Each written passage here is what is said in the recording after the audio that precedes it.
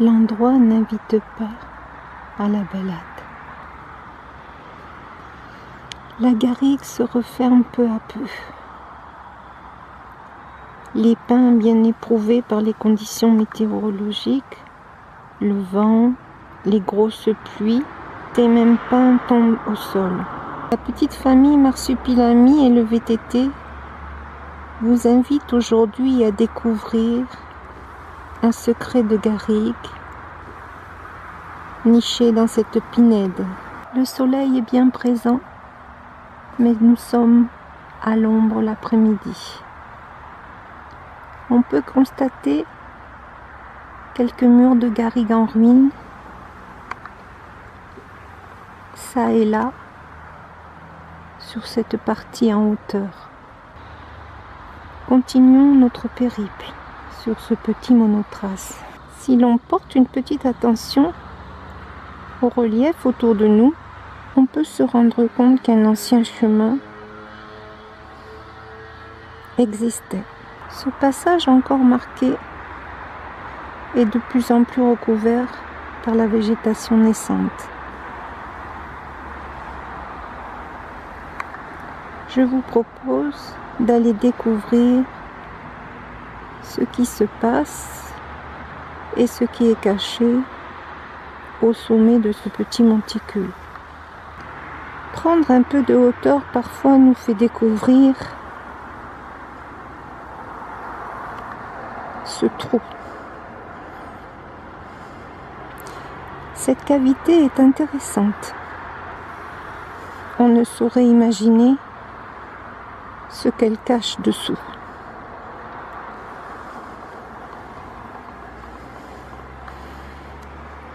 Les arbres ont poussé tout autour et ce lieu est bien caché à toute vue. Connaissant l'endroit depuis de nombreuses années, je n'irai pas marcher sur cet espace. Mon poids est peut-être déjà trop lourd et avec toutes les pluies que nous avons eues en ce mois de novembre, je crains sur la résistance effective et le peu de stabilité de cette surface. Je me propose donc de contourner cet endroit où un joli patrimoine se cache. Pour vous faire prendre conscience que la garrigue peut être dangereuse quand on se promène et qu'on ne fait pas attention où on met les pieds, je vous indique qu'un homme peut tenir debout à l'intérieur de ce trou.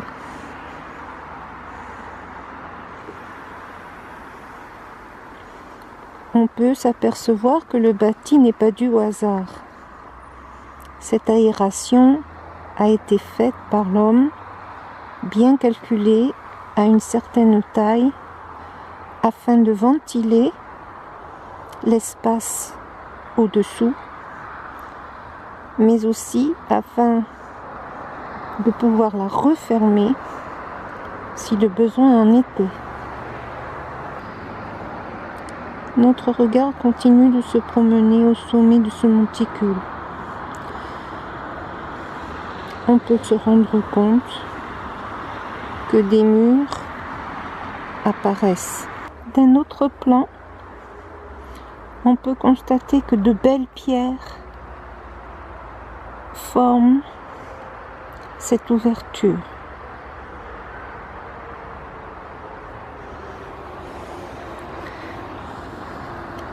On peut constater que ce mur n'est pas un simple mur de garrigue.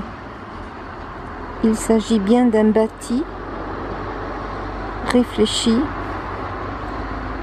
et caché par la terre et les arbres. L'agencement commence à nous faire penser à une entrée. Le contournement nous confirme qu'il s'agit bien là de l'entrée d'une glacière. Je n'ai pas assez de recul pour filmer l'entrée de cette glacière dans son environnement.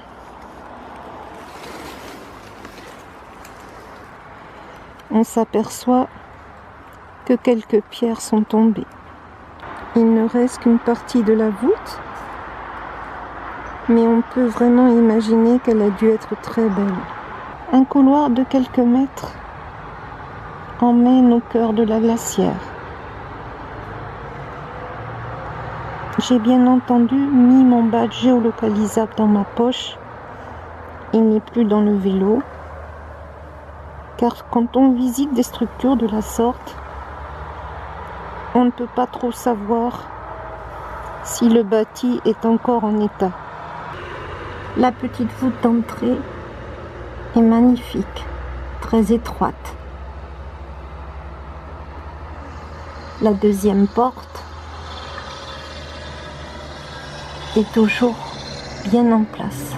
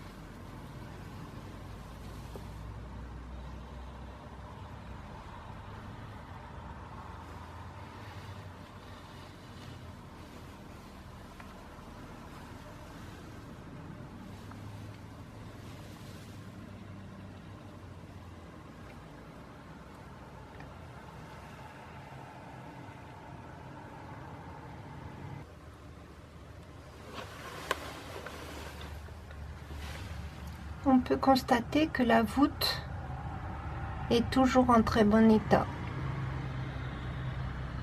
J'ai tout de même préféré, quand j'étais à l'extérieur, ne pas aller marcher dessus.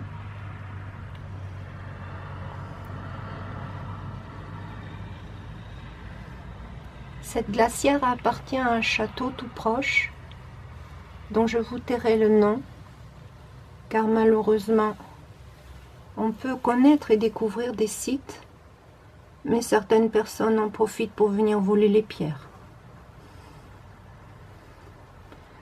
Et cette richesse et ce patrimoine caché dans les garrigues sont préservés grâce à la nature qui les engloutit dans l'oubli et dans le silence.